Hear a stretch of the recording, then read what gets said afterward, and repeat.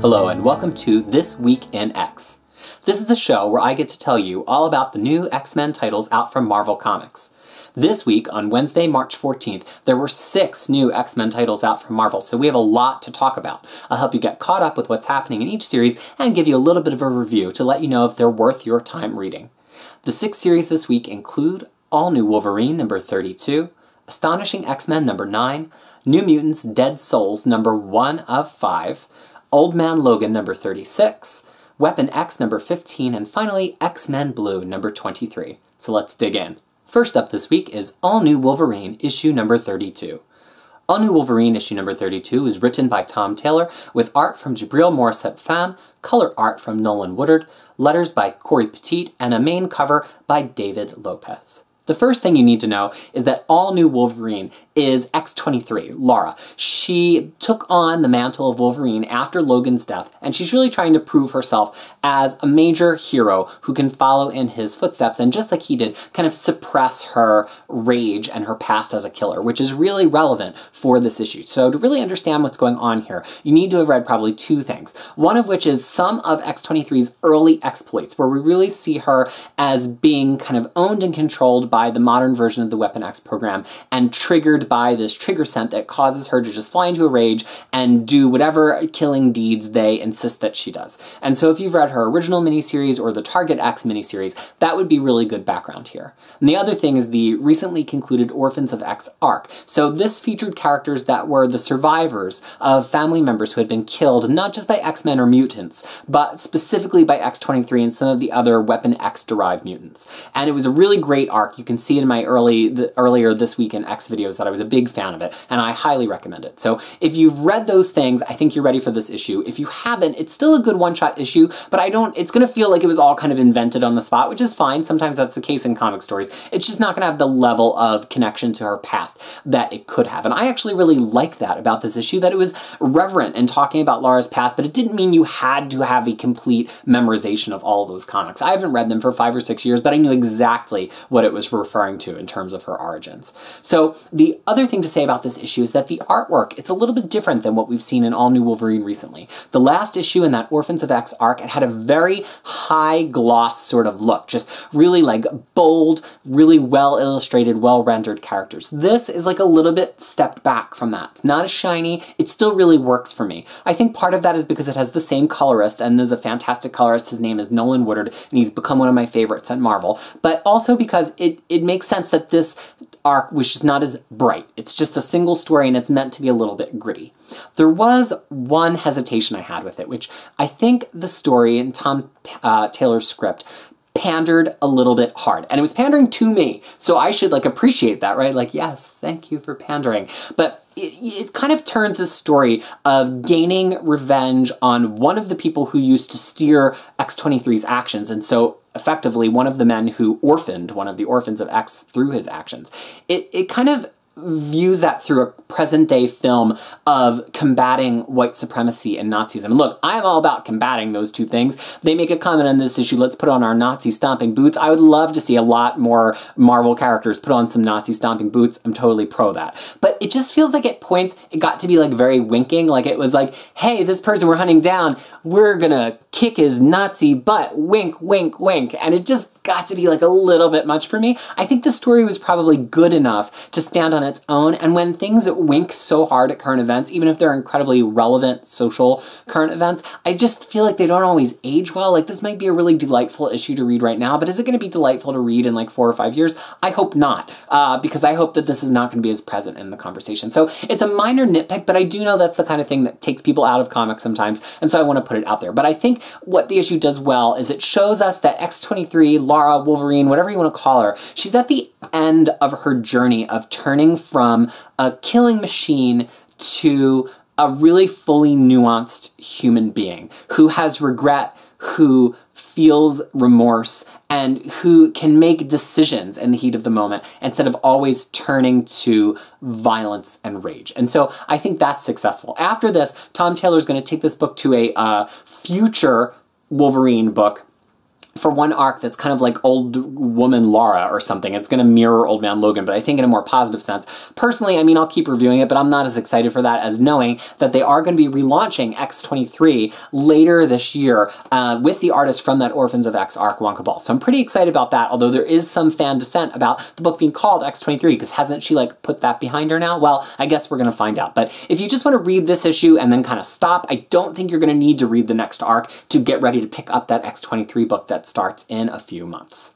Next up this week, we have Astonishing X-Men issue number 9. Astonishing X-Men issue number 9 was written by Charles Soule, with art from Matteo Bufagni, color art from Giada Marchesio, letters by Clayton Cowles, and a cover by Lionel Francis Yu with Maury Hollowell.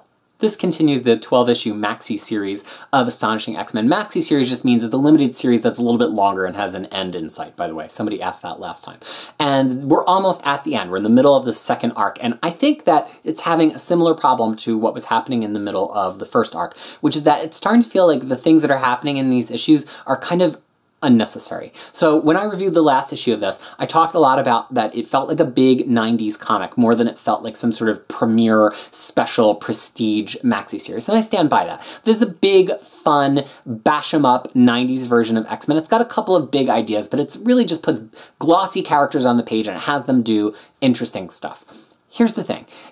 One of the things that opens this issue is that at the end of last issue, Proteus left X, this version of Professor Xavier that we have in this story, and Psylocke kind of psychically tangled, and Proteus can alter reality, and so their psychic entanglement was reflected in a physical entanglement in the real world. And at least a third of this issue, if not half, is really focused on getting the two of them untangled. Now, this is the kind of plot that I can absolutely picture happening in a 90s X-Men comic book. Like, I feel like it can almost like go into my long boxes that I still have of comics and pluck it out of the box. But the thing here is that it doesn't feel like there's any real risk. We never really believe that either of them is going to die. We never really believe that either of them is at risk of any kind of pain or significant transformation from this. It just kind of just feels like it's playing out pages in the comic, and it's not even that interesting. So, like, my criteria for a comic being good is, you know, is it well crafted, but also, like, are there risks to these characters? Are these characters fundamentally changing? Are we seeing an interesting moment that's memorable for them? And it just doesn't really feel like this fits any of the criteria.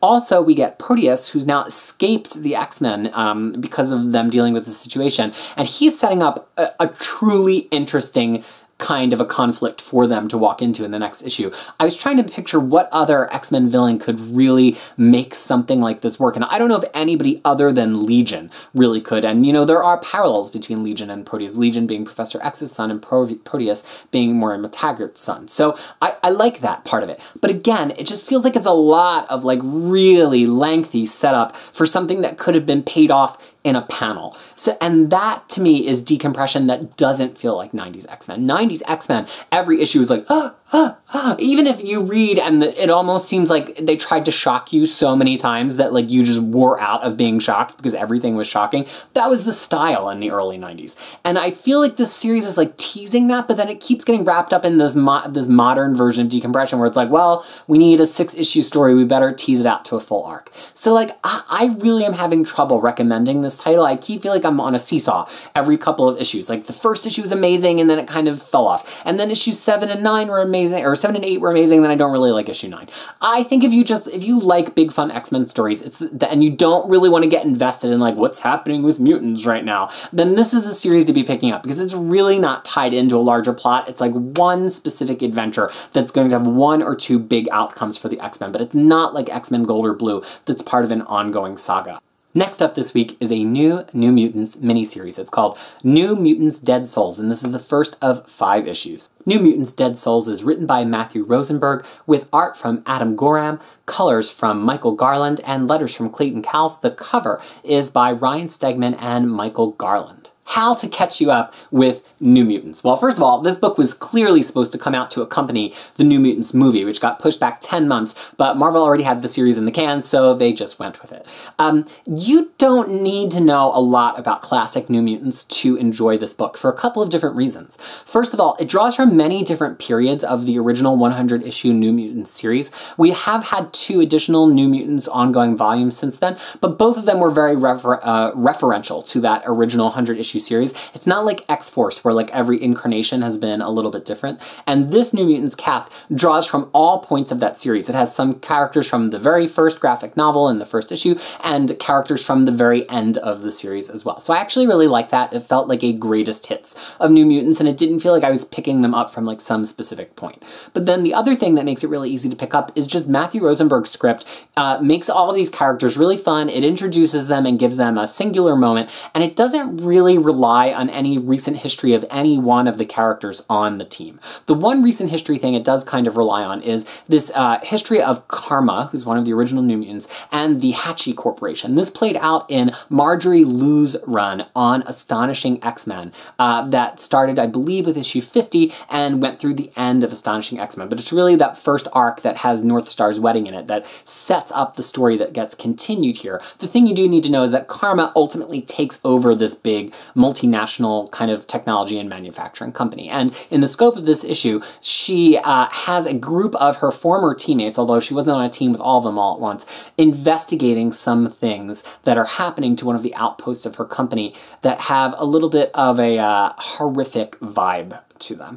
And this team is a really interesting team. So it has Magik at the forefront. Magik has really broken out. Illyana Rasputin has really broken out as a major X-Men character ever since really she came back just prior to Second Coming. And then after Second Coming, she got upgraded to being a member of like the main X-Men squad. And she's been really in the focus of X-Men ever since then. So she actually has this like brand awareness to her that's not just from people who remember her from the 80s, which is how it used to be. So she's leading up this team, and the team has two classic choices that tie into X Factor, which is Rain, Wolfsbane, and also Strong Guy. And those two characters, Rain was from the very beginning of New Mutants. Strong Guy was actually first introduced in New Mutants, although he goes on to be a member of X Factor in Peter David's original 1991 run, and then again in 2006, which also includes Wolfsbane. So there's that unit of characters. And then there's also another unit of characters, Boom Boom and Richter. Now, Richter kind of crosses over between the two because Richter was a member of New Mutants, although he came in much later in the series, and he goes on to Cable's X-Force team in the 90s.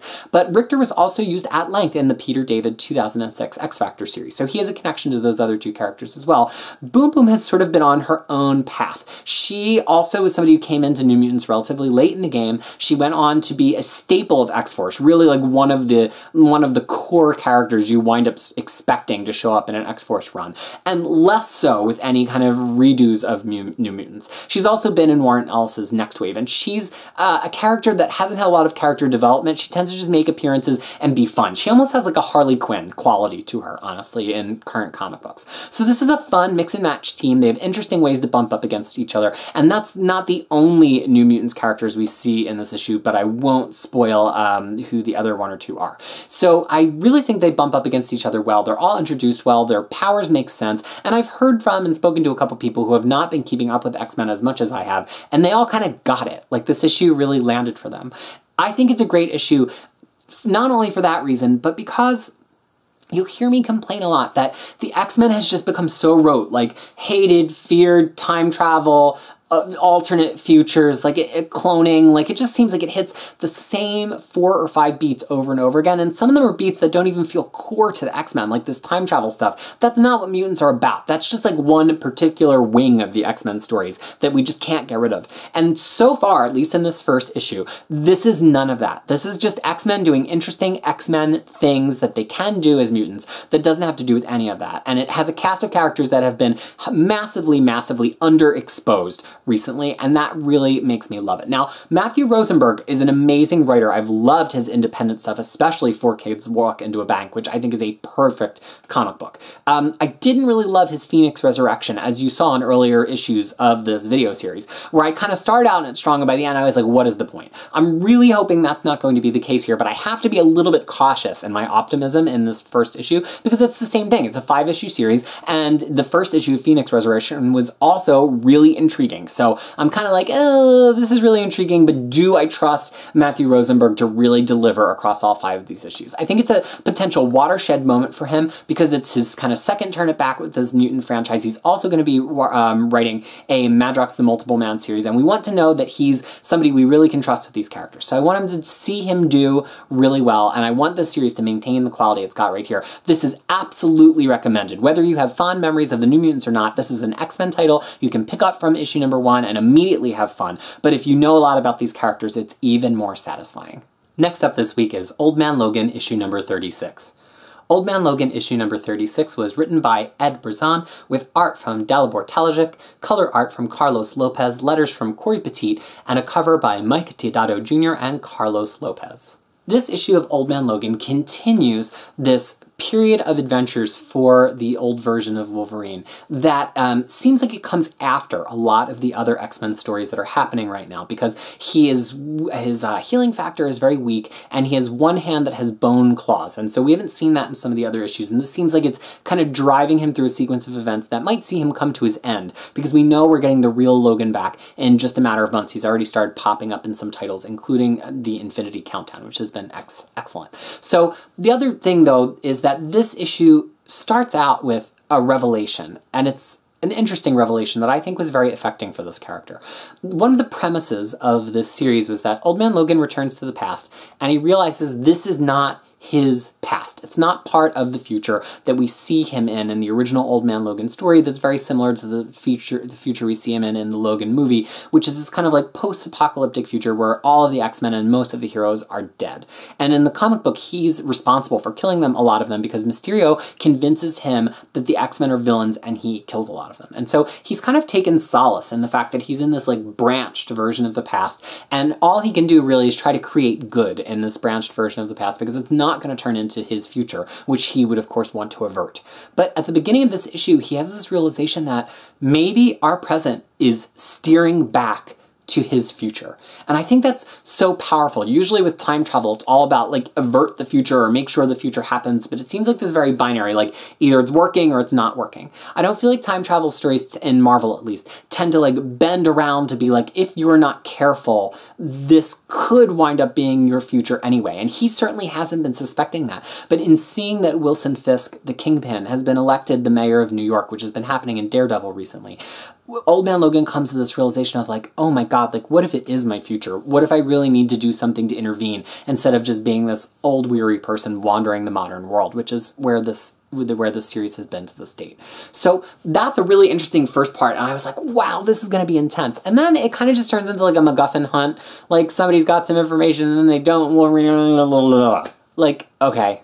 I think it was decently made, but it just had a very kind of like ho-hum quality to it that really didn't make me feel like, oh, I've got to read this issue. Now, who knows? Maybe what Wolverine does with this information that puts him in conflict with Wilson Fisk is going to be really interesting in the issues to come, and that certainly might be the case. And I would love it if this series kind of bends back around to address what was going on in the opening frames of this issue, which is this idea of that he's really trying to cultivate a future that will never produce him, which is, I think, one of the few time travel stories that I tend to get really invested in, because it's about somebody being watchful and mindful of what's happening in the current day. And we see that as a theme frequently with Rachel Summers, and I think that it's also an effective theme for her. So, I'm going to keep picking this up. I think we're probably near the end at this point, and I do think the last 2 arcs have been 2 of the best arcs so far in the series, so Ed Brisson does have a little bit of my trust at this point on Old Man Logan.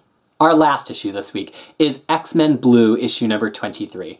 X-Men Blue number 23 was written by Cullen Bunn with art from George Molina, color art from Matt Milla with J. David Ramos, and letters from Joe Caramagno. The cover is by George Molina. You've heard me talk a lot of trash about X-Men Blue and the original Teen X-Men and like blah, blah, blah, right? They're not in this issue. Even though it's their book, this issue is happening while they're in space in the Poison X arc. And no spoilers here when I say this is one of the best and most interesting issues of an X-Men title we have had since Resurrection began almost a year ago. Why? Because it feels like we're playing in the big leagues of X-Men again. This issue has Polaris, it has Magneto, it has Havoc, it has Emma Frost, it has Sebastian Shaw. So it's got that classic feeling, group of adult characters, but it also feels like there's machinations on top of machinations that they're trying to like outflank each other. This was a hallmark of Cullen Bunn's Magneto series in Marvel Now. If you've ever said to yourself, like, I don't need to read a Magneto series, is it just him being like, mutants, mutants in like every issue and like being like, to me, mutants. No, it's so morally gray. It's like a Magneto who kind of realizes that he's had the chance to be a hero over and over again, and he's had the chance to be a despotic ruler over and over again, and neither of them are working. So maybe he needs to take a slightly different approach to being Magneto if he wants to find success. It is phenomenal. No, I don't want to like overhype it, but I want to say that the amount of hype it gets doesn't even really do justice to what happens in the story, because it's not the kind of story you can hype. It's subtle. I think you should read it. And then Bunn continues that, but in a much less subtle, much more glossy way in Uncanny X-Men at the beginning of All New, All Different Marvel. And that was the series that also developed the Sabretooth story that I was just talking about. Great connection between all the books this week. So Magneto has been ostensibly one of the stars of this X-Men Blue series, and we get a little bit of his machinations early on, but he's really been at the fringe of the X-Men Blue story. And here that story has just been like put in the pocket and forgotten about as we really deal with what's happening with the mutant race. But also we get the alternate version of Wolverine's son, Jimmy Hudson, and the alternate version of Storm from the Mutant X universe. And they're on a little bit of a side mission, but here it just feels like they have a little bit more heft when they're not a part of these 5 carbon copies of the original X-Men plus the 2 of them. Ultimately, Jimmy Hudson and this version of Storm really have very different stories. They're not just kid versions of their adult X-Men, because there's no version of Wolverine's son other than really Doc, but he's not the same character, and this is a very, very, very different Storm. And so it even felt more satisfying to see them. It's not just about me not liking the original X-Men as teenagers, it's about this issue feeling like the X-Men comic books that I came back to comic books to read.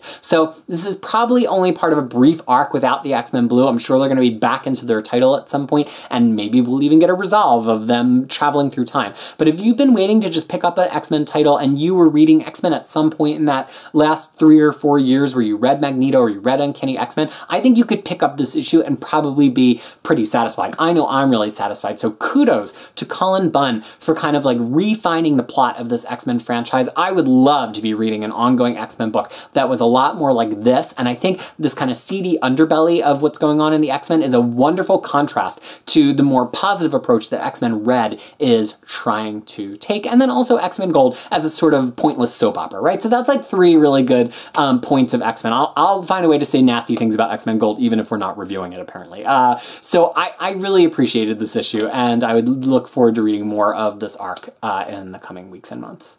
That's it for this week. Next week's actually going to be one of the shortest episodes of This Week in X so far. There's only 2 new X-Men issues on the schedule. Cable number 155, which is going to be the start of a new arc for Cable, and a new issue of X-Men Gold with issue number 24. However, there are going to be some interesting X-Men collections out next week, so we'll be talking about those at all. And don't miss it. I'm doing the first pilot episode of a 7-week pilot of my epic X-Men reread, starting on this coming Monday, where we're going to be rereading some classic issues of X-Men, and we're not just going to start from the beginning and go all the way through. We're actually going to skip around to get kind of a epic collection version of the X-Men. So on Monday, we're doing X-Men 1 through 3 from 1991 by Chris Claremont and Jim Lee, 3 of the highest selling comic books in the history of modern comic books. So probably things that you have in your collection if you're an X-Men fan at all. I would love it if you stop by and participate in the discussion after watching the video. So check that out and be back next week to hear more about what's going on this week in X from Marvel Comics. Thanks so much for watching.